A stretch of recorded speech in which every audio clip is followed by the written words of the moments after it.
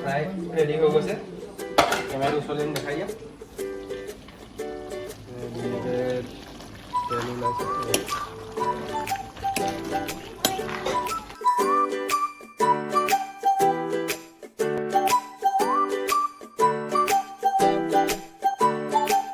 ভালো যে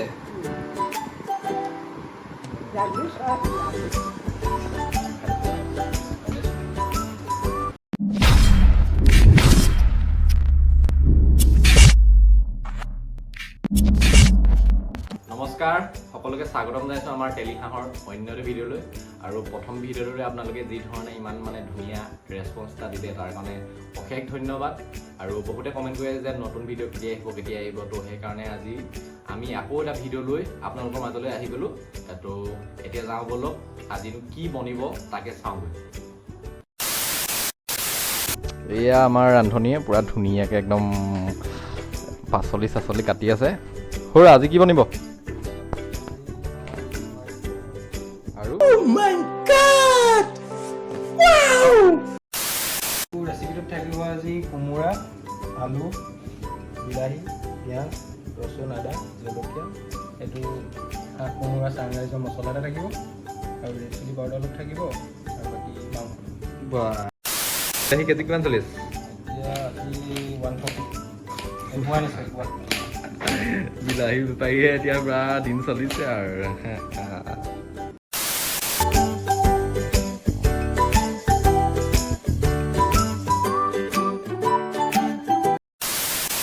কোমোৰা আলু বিলাহী আৰু পিঁয়াজ কাটি হৈ গৈছে এতিয়া প্ৰথম মাংসখিনি মেৰিনেট কৰি লওঁ প্ৰথম তেল অলপ দিম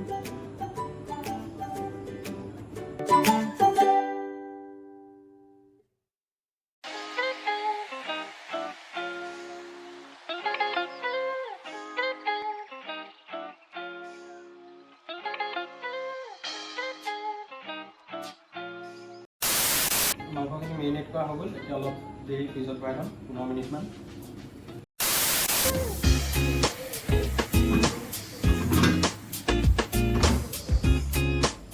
A few moments later. তেলটো দিয়া হৈ গ'ল তেলটো গৰম হ'ল এতিয়া আমি পিঁয়াজখিনি দি দিম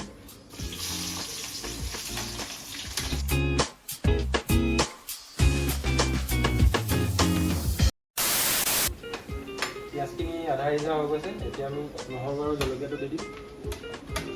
আদা নহৰু পেষ্ট আৰু জলকীয়াটো দি দিম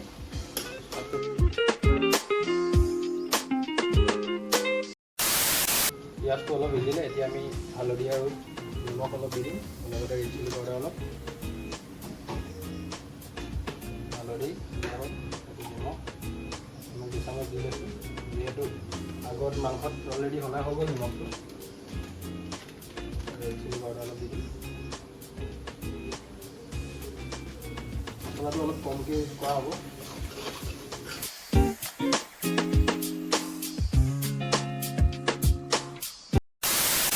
এতিয়া পিঁয়াজখিনি সিজি গ'ল এতিয়া আমি এতিয়া মাংসখিনি দি দিম মাংসখিনি দি অলপ দেৰি লৰাই ল'ম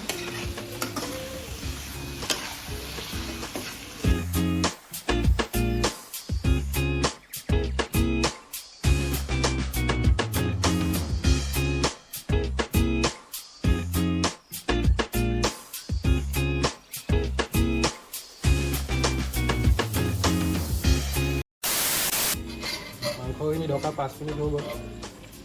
এতিয়া আমি অলপ লৰাই দিম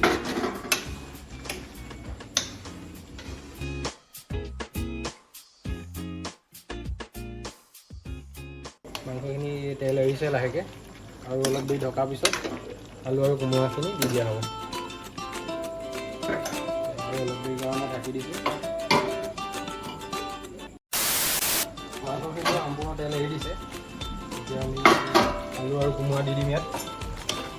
চাৰিজন দেখিব পাইছে এতিয়া ধুনীয়া কালাৰ আহিছে এতিয়া আমি ইয়াত আলু আৰু কোমোৰাটো দি দিম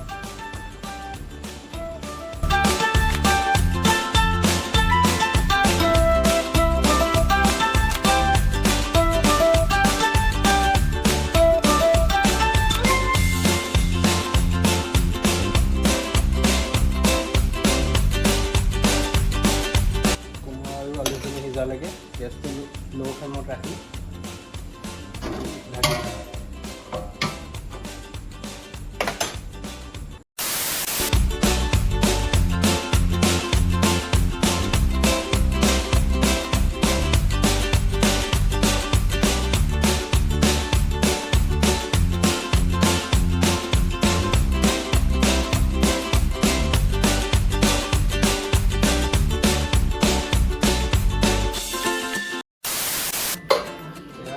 মাংস আমাৰ প্ৰায় ৰেডি হৈ গৈছে।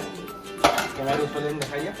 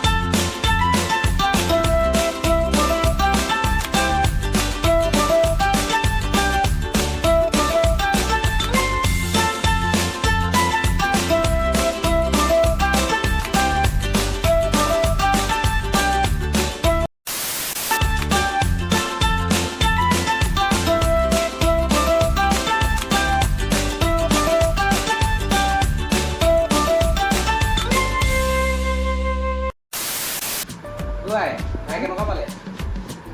ভাল হৈছে?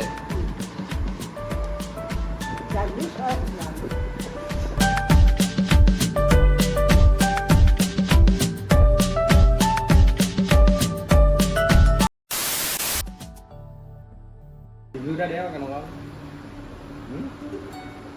বহুত ভাল নাই হোৱা।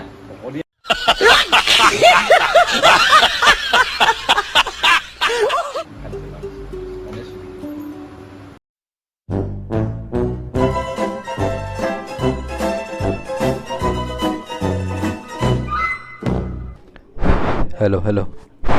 পেটুৱা ৰান্ধনি পিঁয়াজ গুচাইছে, বিলাহী গুচাইছে।